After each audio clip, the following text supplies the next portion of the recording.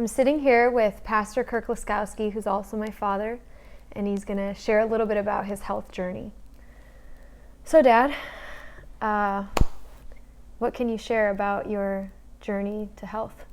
Yeah, so I was driving in the car today and listening to a podcast and realizing I turned 60 last month in November, and I realized it's been 30 years since my disease. I was 30 years old when I was diagnosed with oral lichen planus, an autoimmune disease that the doctors told me was incurable. And that day I'll never forget because my life flashed before my eyes. I had been dealing with some pain in my mouth for some months, and kind of ignoring it like men typically do. They ignore it until they can't stand it anymore, just it'll go away. And it just kept getting worse and worse. And then I decided to actually look at it, for the first time. So I took a flashlight, put it in the mirror, and opened my mouth and shined it in there. And I saw all this red, angry growth all over my gums and my teeth and not my teeth, but inside the cheeks of my mouth and my cheeks and my oral cavity was completely red and angry and just like raw. And I thought, oh, this is terrible. And it wasn't going away, it was getting worse. So I went to an oral surgeon to get the diagnosis. And I was in that doctor's chair there in Holland, Michigan, downtown there in 1994. And the doctor said, he looked it all over and said, I think you have a case of lichen planus. I said, lichen what? What in the world is that? And he said, it's an autoimmune disease, and he described it a little bit, And then, this is actually, I have to back up a minute because my dentist first discovered it, and he thought it was lichen planus. And when I went to the oral surgeon, that was for the second opinion. So the oral surgeon was the second opinion, and he confirmed it was lichen planus. And then I said, okay, what causes that? He said, well, we don't know. We as a medical community, we don't know what causes it. And I said, well, how do you cure it? And he says, well, we don't cure it, but we have some ways of managing it. And we can manage the pain for you and help you with some oral steroids and stuff and put some stuff on it like that. And it hit me. I was only 30. I just had 2 children. You were born and Andre was born.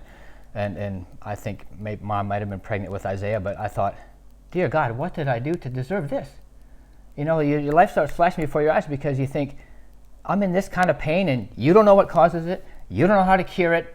You're supposed to be the expert. There's nobody else to go to, other than God, which, I was a Christian, and I'll get to that in a minute, but I'm sitting there and my life's flashing before my eyes and I'm thinking, what did I do to deserve this, And I'm in pain, and the doctor's, taking some notes, and he's over there in the corner, and all of a sudden, Jasmine, the Spirit of God hit me, and I felt God's presence come into the room, and I heard his voice. He said to me, son, if you let me be God in your life, I will show you how to be healed. And I said, what? I just felt the heat of God hit my body, and I felt the heat go through me, and I was shaken to the core, and then it all happened in a split second. And of course I turned around, because I'd never heard a voice like that, to see if anyone was in the room. Just was a gut reaction. I turned around, quickly, and no one was there, of course. And then I realized it was God. It was the first time I'd ever heard him like that. And then I felt this amazing peace. And like I said, I felt a heat in my body. So God was giving me, since it was my first time, a manifestation in the physical to let him know something supernatural is going on. And so the doctor's over there taking notes, and instantly I had this faith rise up in me that God did not want me to go and take these drugs. He already told me they weren't going to cure me. And he told me, they're just going to manage your pain. Who wants to be managing pain forever? And steroids, I had just read something about steroids. I knew the bad side effects of steroids on your body long-term are terrible. They're for people that are, up against the immovable object and they can't do anything. And I'm thinking, I'm only 30 and I'm fit and healthy, and I've been, I was active my whole life, always into fitness and health. But I thought I was healthy, but I wasn't, and that's another thing we'll get to. So here I am sitting there in the chair, and then the doctor says to me that he's going to, write up a prescription for the steroids, And I said to him, doctor, I'm not interested in taking your drugs. I'm not going to do it. I'm going to get healed another way. Because, this faith had come in me at that moment. And he looked at me kind of funny. He said, if you don't take our advice, this could turn into cancer. It could get worse. And he began telling me a story of another lady who had it once, and it got worse and worse, and she ended up with cancer. And I said, sorry, I'm not interested in your drugs. I'm not going to take it. And then he leaves the room, and I'm sitting in there for the longest time thinking, what is he doing? He didn't even tell me anything. I didn't know if I was supposed to go up to the counter and leave, because usually they'll say something. He just left the room. I'm waiting in there for like about 10 minutes. It literally took that long. And he didn't say anything. And I'm sitting there and I'm about getting fidgety, thinking I got to ask somebody, a nurse, where'd the doctor go? What's going on? And he comes back in, though, 10 minutes later, and he had a stack of paper like that. And he said, here, I opened my manual of lichen planus and all the information that we have as a medical field. I took copies of all the pages for you. Here, this is for your journey. Wow. Good luck, So this is all we know. This is all, I can give you all this information. And so, he gave me the information. He wrote in, took the notes saying there, that we're legally free of you, because if you don't take our advice, we're not going to be, liable for anything that happens to you, doing it your way, whatever. Right. And I said, thank you, doc, that's okay. I said, when I get cured, I'm going to come back and show you how I did it. He's like, okay, good luck, So he sends me on my way with that paper. And I came home, and I was just literally ready to tell Mom the story. I went to tell Mom everything. And I told my wife what happened and I began to break down. I was like weeping. I was so emotional over the whole situation. The fact that God had talked to me blew me away. And I knew he was going to be good for his word, because he told me, son, if you let me be God in your life, I'll show you how to be healed. There's a whole lot right in that statement right there. Mm-hmm. If you let me be God. I thought I was letting him be God. Didn't realize in so many ways, in so many areas of my life, I wasn't letting him be God. I was doing things my own way and doing things the church way and the way that we're taught growing up, and all these things that just he had to open my eyes to in the process of the coming weeks. And so literally from that day, I never went back to the doctor. I began to seek God, though, fasting and prayer for a couple, 3 weeks after that time. And because the answer didn't come like that, I didn't know. He said, I'll show you how to be healed. I'm like, okay, God, you said you'd show me. Now I'm seeking you. Now I'm seriously seeking you. I need to know what you're talking about. How is this going to happen? And I'll tell you, I began to get dreams.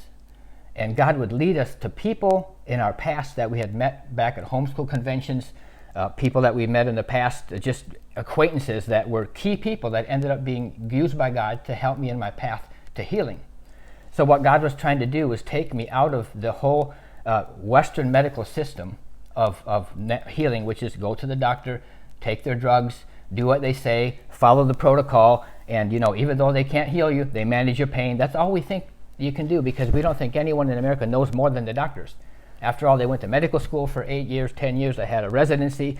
I mean, they know more than any of us. How could anyone know more than these doctors? No way.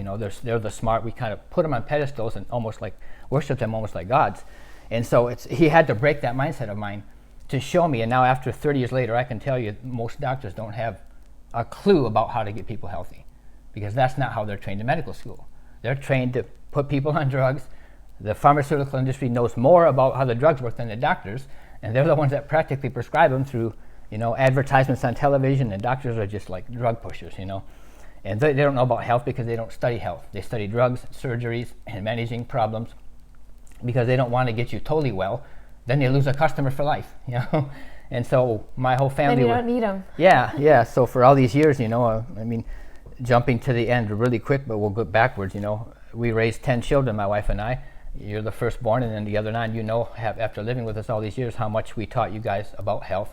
You lived it, and you don't even realize probably what you have until you've been out there and see other people how they live. But knowing that if you get sick, it's your fault. We always taught you kids that because we taught you how to be healthy, like God taught us, and you were raised in that. So my kids pretty much didn't go to doctors and take any medications. They didn't get any surgeries growing up. They didn't get any typical childhood diseases. They didn't have, immunizations. They didn't have all the problems other kids have, and so they don't even know really the medical system at all, because we work with vitamins, herbs, diet, exercise, water, drinking, staying away from sugar. All the different things God taught us along the way is how we lived. But there was a lot to what happened after that. So during those first few weeks of fasting and praying, God showed me, he began to show me how to be healed, and it was different areas of my life. My soul realm had to be healed. I had people in my life that I had to heal some relationships, because toxic relationships, unforgiveness, and bitterness, and just pain, hurts, soul hurts, actually releases chemicals in your brain that poison your health and poison your body. And we learned that in subsequent years after that. But in the early years, God would just show me, and I was praying, and he'd give me a vision of my mother, and he'd show me how when I was young, how we would fight and argue, and how I would say mean things to her. And we would have these verbal attacks, and I would want to hit her sometimes to get so mad. I'd want to punch her face. I would go just like that and just stop just short of her. And I would be screaming, and she'd be going, "Devil, come out of him in Jesus' name." And I'm like, "Rah!" And I was just full of the devil, just rebellious. But she did not know how to handle me So we had these horrible fights, and then it just subsided when you get older and you leave the house. You act like it wasn't there. But no, there was stuff that needed to be healed deep down. And so God dealt with me right away with my mother and said, you need to heal that relationship. And so I went to my mother and had a really long talk, and we talked everything out. I asked her to forgive me. She forgave me. She asked me to forgive her. And I mean, still emotional thinking about it.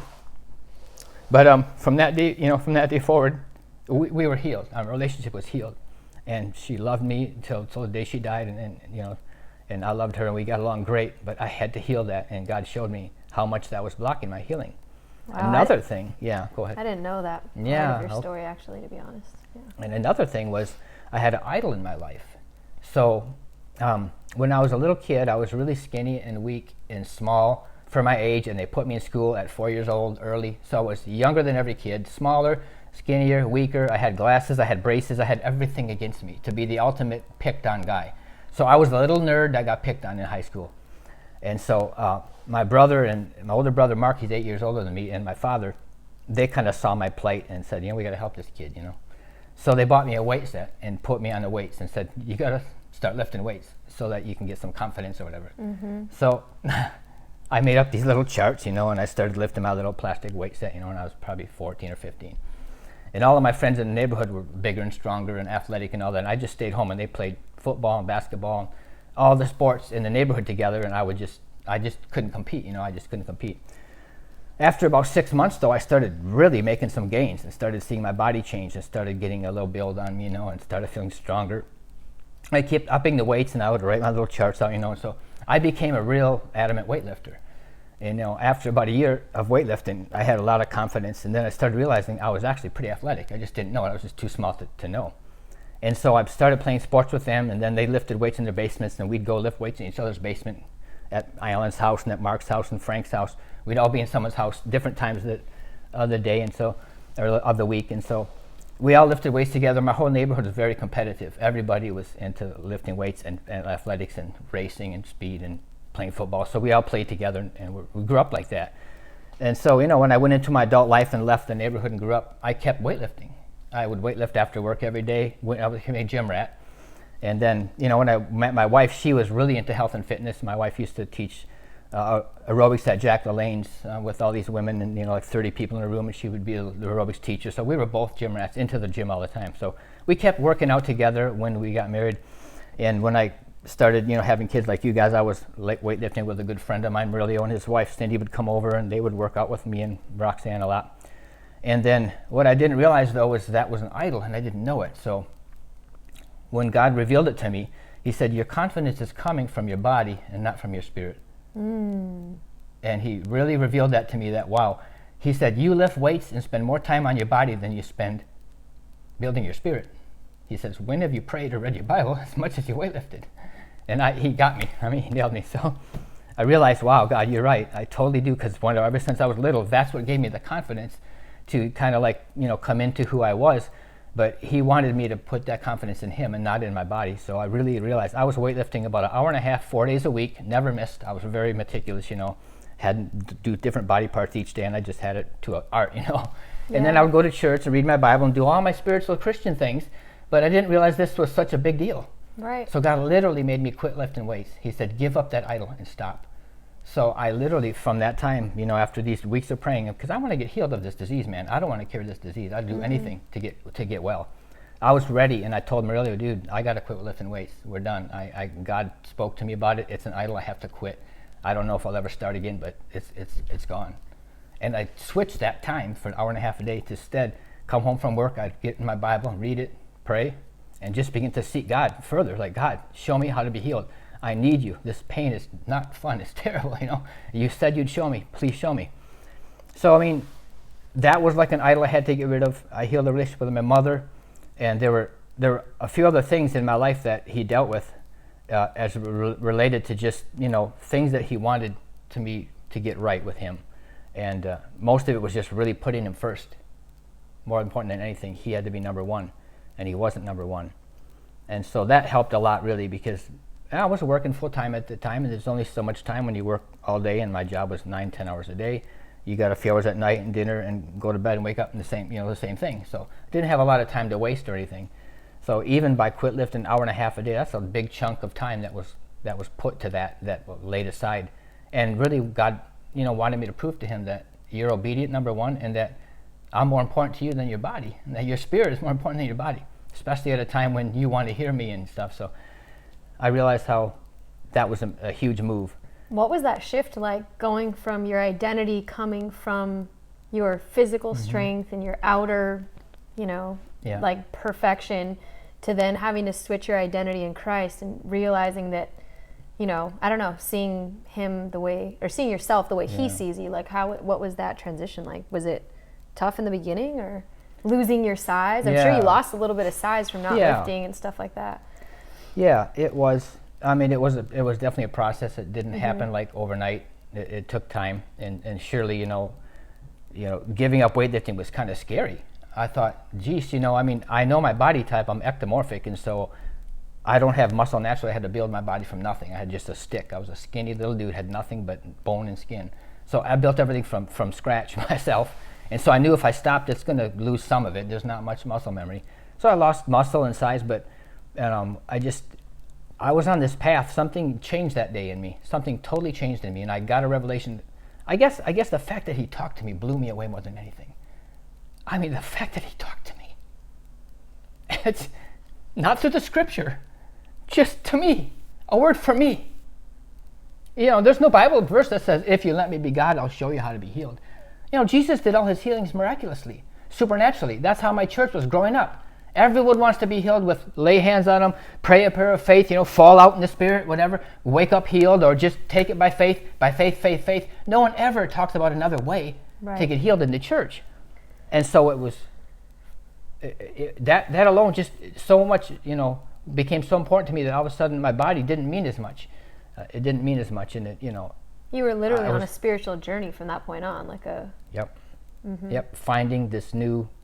really, I was after not God so much for him because I was too immature still. I was after him for the healing. Yeah. Honestly, so now, at more mature, realizing he just wanted me to get to know him better, to get to love him, to get close to him so he could talk to me and show me how to be healed. But me, I'm just, kind of this young, dumb Christian who realizes, wow, God is so real. He talked to me. He wants to talk to me. That changed everything. I went from being religious and going through just, rituals. Of course, I loved God, and it was real, and I did believe in God. I had faith, but not to that degree. I guess everything is about degrees, right? I mean, as your journey in God, your faith grows as you have experiences that you grow closer to him, and you realize how real he is. And when he spoke to me, it changed everything for me. So that was huge. So from there, he led me to a person in Grand Rapids that used to be part of a big church. He actually was his wife. His wife had died of cancer years before, and he got the revelation that I have now about natural healing. And his whole house was full of food supplements, and he got into diet and teaching people how to be healed. A Christian man. He was an elder in the church in Grand Rapids, and God led us to him through a relationship, through a dream. He gave me a dream of this lady that I had met at a homeschool convention years ago, Vicky, and Vicky knew Herm, and Herm was the guy we went to see him. And when I sat in the chair and he talked to me, it started blowing me away. He had all the revelation of natural health, and he's telling me all this stuff, and for the first time, and I'm thinking, no way could this be, You can get healed without doctors and drugs and surgery, there's another way. And then it didn't take long before God led us to books. We're in the health food stores, we're reading books, we're learning about natural health, we're learning about the biggest enemy I had was sugar. I was a sugar addict. I had no idea it was wrong. Doctors never warned me how bad it was. I was like on a drug. I never did drugs growing up, but that was my drug. I had to have sugar every 2-3 hours of the day, and it was poisoning my immune system, weakening my body, literally stealing my health away from me, and I didn't know it. I was pre-diabetic. I guess I would say hypoglycemic for sure. If I didn't have sugar every 3-4 hours, I'd be shaking and get angry and get the mood swings, the whole bit. So I had no clue, and I had never taken supplements, didn't know about supplements. I didn't eat healthy. I thought I was eating healthy because everybody else eats the same way I eat, just standard American diet, normal foods, and I had no idea how nutrient poor they were. I had no idea how bad fast foods were, and how bad candy was, and soda pop, and the stuff that I, lived on frequently. So yeah, all these things God began to reveal to us over time. So it was my diet had to change. My exercising was the only thing I did right, which probably kept me for 30 years. Now here's the other key that I'll share.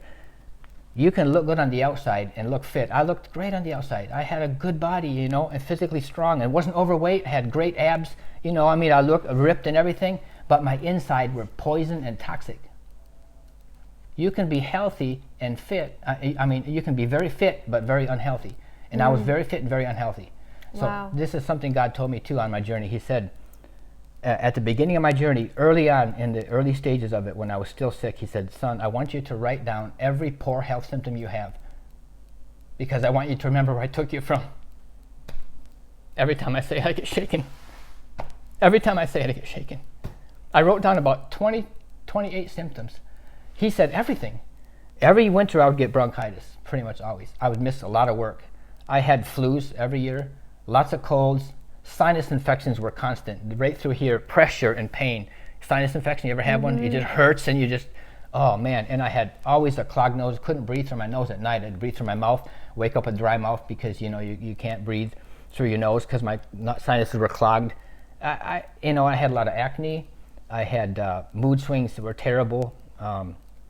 I had, my skin was always dry and cracking. In the winter, I had to put all kinds of stuff on it to keep me from, and I thought these were normal things. The list, I don't have the list in front of me, but there was about 28 things. I know you had major fatigue for being so young and fit, like for being someone that's in the gym constantly. Yeah. I remember mom saying that you would fall asleep in the middle of talking sometimes, just sitting on the couch. Like, that's not normal. You know, you were extremely tired. And I mean, you would sleep. It's not like you never slept like her, but you literally would sleep and you still just never could be quite rested. Yeah. So that was a huge one, right? It's like major fatigue. Not Well, having a ton of energy.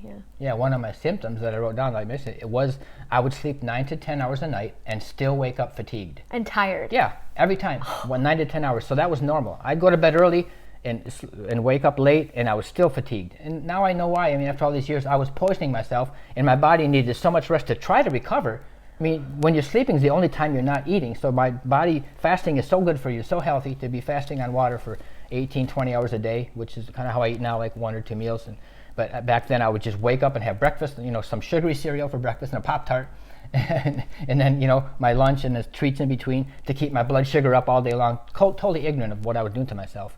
But yeah, 8 to 10 hours of sleep and fatigued when I woke up and still not well. Now I can sleep 7 hours max, 6 to 7, 8 if I'm lucky and on a good day, and I wake up full of energy, ready to go. I mean, wonderful. So I gained a couple hours in my day through all this, which is a great bonus. And then God did allow you to also get back into a routine of exercise and a little bit of weightlifting, right? You still do that at like a few days a week and stuff.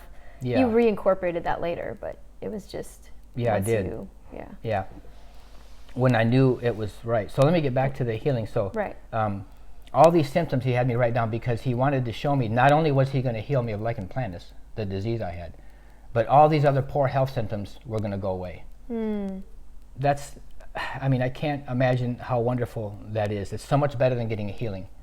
If you get a healing, you get an instantaneous miracle for a moment in time and you're healed. This sounds great, and it is great. But God taught me how to be healthy for the rest of my life. Right. No longer do I have to say, yes, Pastor, the pastors always have a healing line, right? Every few months. Everyone who's got sickness in their body, everyone who's got pain, raise your hand, come forward, I'm going to pray for you. And 2/3 of the church every time stands up and goes forward. For 30 years I've watched this, Jasmine. I get to be in the seat now watching. I just kind of, my heart cries, because I think, how can they not get this, And of course, this is years later. My wife and I have taught many seminars and helped a lot of people over these years. But still, many people just don't get it, and so they keep getting sicker. But yeah, to be healed and to be whole and to know how to walk in health is a greater gift. Because now I know if I'm sick, it's either my fault, I've done something wrong, and by the way, there's so much to say. So once I got in tune with my body and got healed, I got to back up some more. So it took 18 months to be completely healed. I was going to I'll get to the timeline, thing. Yeah, 18 months from the day that he spoke to me to when I was healed. 18 months. During that time, all this stuff is going on. He's changing me. He's drawing me closer to him.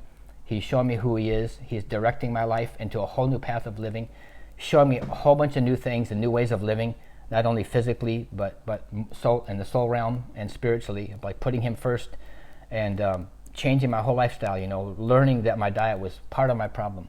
Another thing that I didn't mention yet was my fillings. Okay, I had 13 amalgam fillings, which are the silver fillings that a lot of people have in their mouth, metal.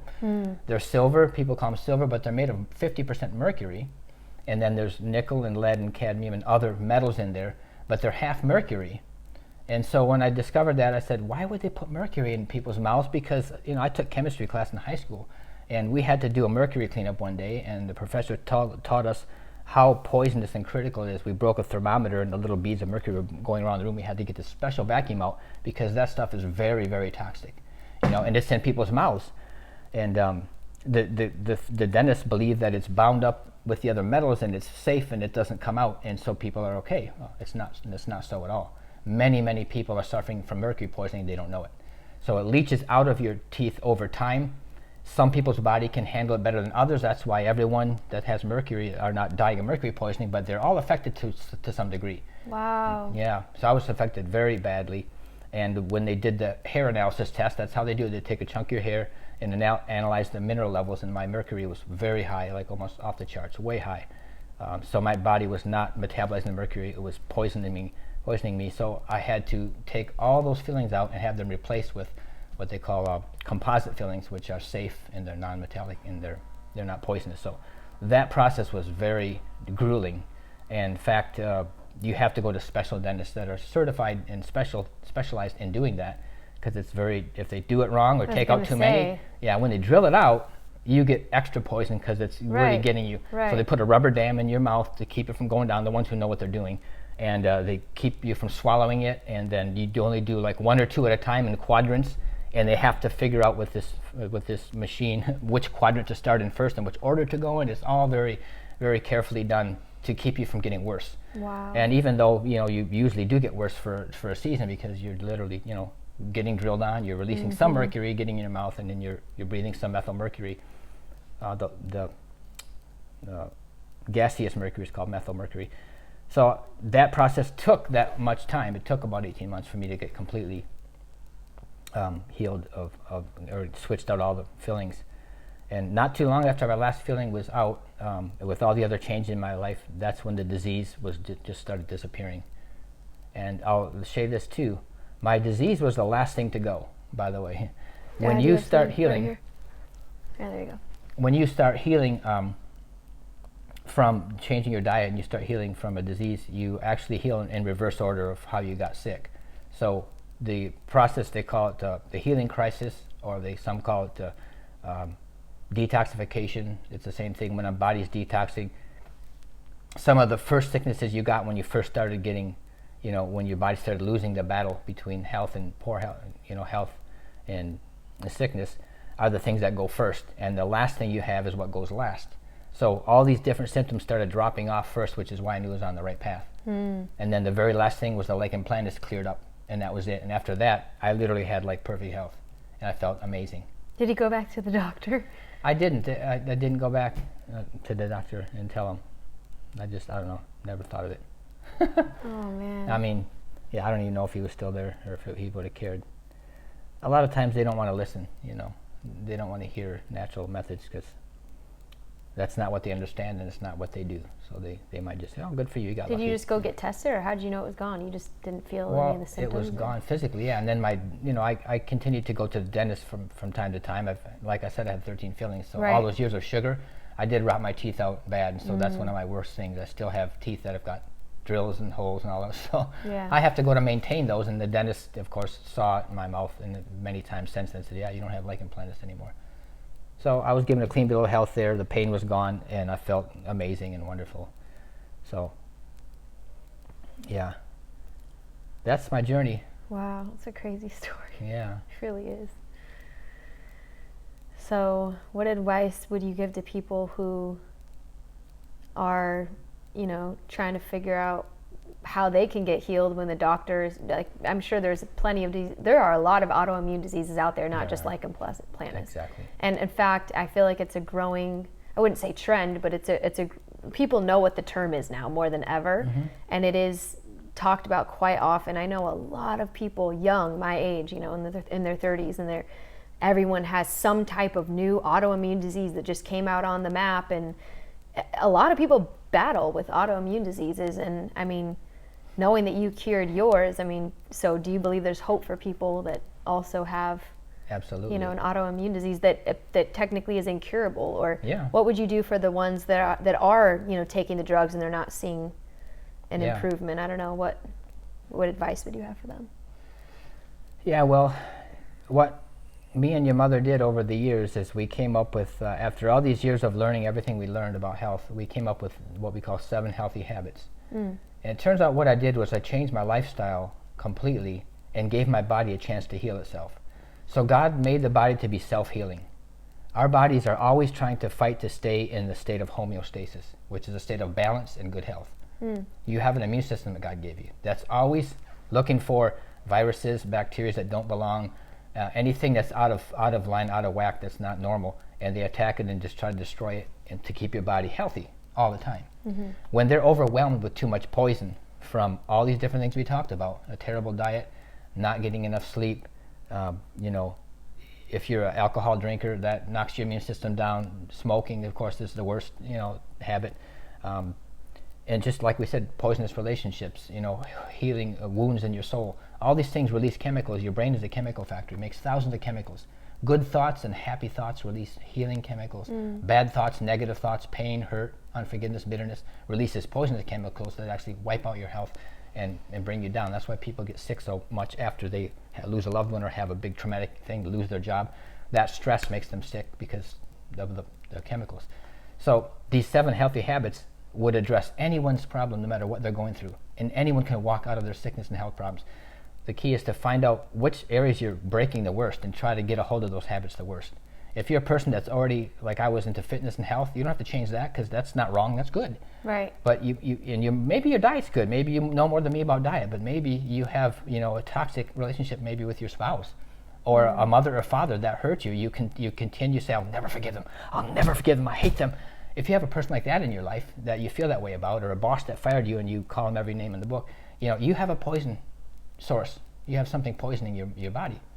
So I would say get before God and ask Him, don't ask Him just to heal you by faith. Right. Ask Him, God, what's the root cause of my sickness? What's the root cause of my pain? Why is this here? There's always a root cause. You have to get to the root if you want to be cured for good. And this is where modern medicine fails the most.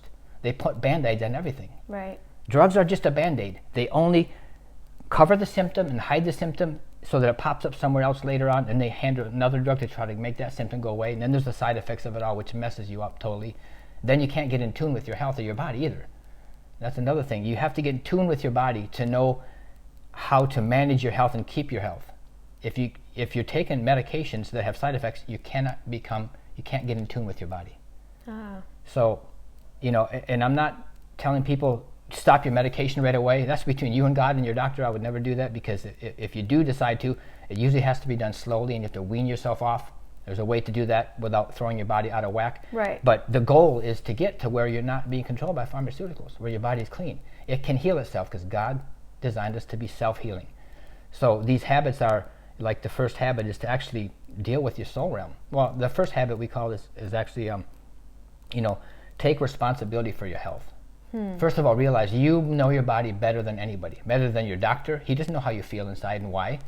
He might be, you know, really smart, but he doesn't know you. You know how you feel. You get in tune with how you feel and start asking yourself, why do I get this headache every time I drink 3 sodas? Come on, you know. Sometimes it's obvious, you know. And my pastor one time, he just quit drinking Coke and all his headaches went away. He used to get migraines all the time. It's sometimes just one simple dumb thing you're doing that's causing a terrible thing that you're dealing with because you're addicted to something. You know, so either it's a substance like that, you know, if you're a pop addict or whatever your thing is, or you have a toxic relationship. So go after those things, find out what they are, and begin to, you know, be willing to, you know, if you want to get well naturally, you got to go there. You can't just wash over it and say, I'm just going to take drugs. If that's what you want to do, hey, then that's where you are. Right. But if you really want to get to the root of it, you got to deal with yourself. Deal with your sin, deal with your mistakes, deal with your failures, find a new way of living, create new habits. Your habits will create your future and your life. So my habits were, I thought, good. Lifting weights, exercising were all good habits. But my diet was terrible, my relationships were broken, and I had an idol. So, I mean, some big things. Then I had a mouthful of bad feelings. Right. There's a key, too, you know? Yeah, I mean, think about that. So, you know, people with feelings, you might want to get checked out. A lot of people are discovering even multiple sclerosis. There's people that have MS in wheelchairs that come out of wheelchairs when their feelings are all taken out and they're replaced. So it can cause nerve damage big time because it's a neurotoxin. What do you call mercury is a neurotoxin, so it'll attack your nervous system. So anyway, just to get back to your thing, yes, these 7 habits, you know, take control of your health, deal with your soul realm, fix relationships, fix things that are causing you to, you know, feel negative feelings, to have hurts and pains from the past or whatever. Get that stuff dealt with. Take it before God, get it healed. And then some of them are just really common, like drinking water. We have to hydrate our bodies. Almost everyone is dehydrated and they don't know it. Even drinking the wrong kind of water. You know, tap water is really bad for you. People that live in the city are drinking tap water. It's terrible. Bottled water isn't much better. You don't know where it comes from, the sources, and so we have a water purifier. Right. You know, drink purified water, at least 10 glasses a day. Then eat healthy. You got to eat real food. You know, not fast food.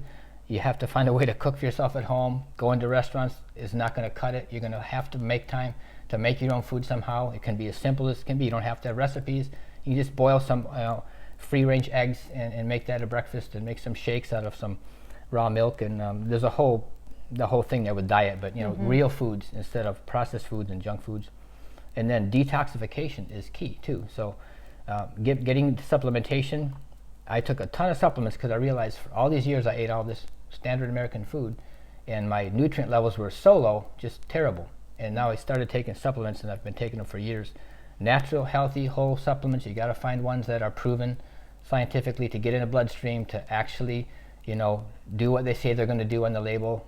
The market is full of junk products out there that don't work. So it's sad to see people that say, hey, I tried supplements, it didn't work. And I just think, oh God, they must have went down to CVS or the drugstore or Costco and bought a bottle of stuff off the shelf for 10 or 15 bucks for a huge bottle, and they think they're getting, no, you're not. It's all made in China, whatever. It's all made by 2 manufacturers until you find real ones. We ended up discovering Shaklee. There's other companies out there. We love Shaklee because they are committed to really creating health products that really work. And so we got on a good regimen of that, and we've been healthy. We raised your kids on that. We've been excellently healthy.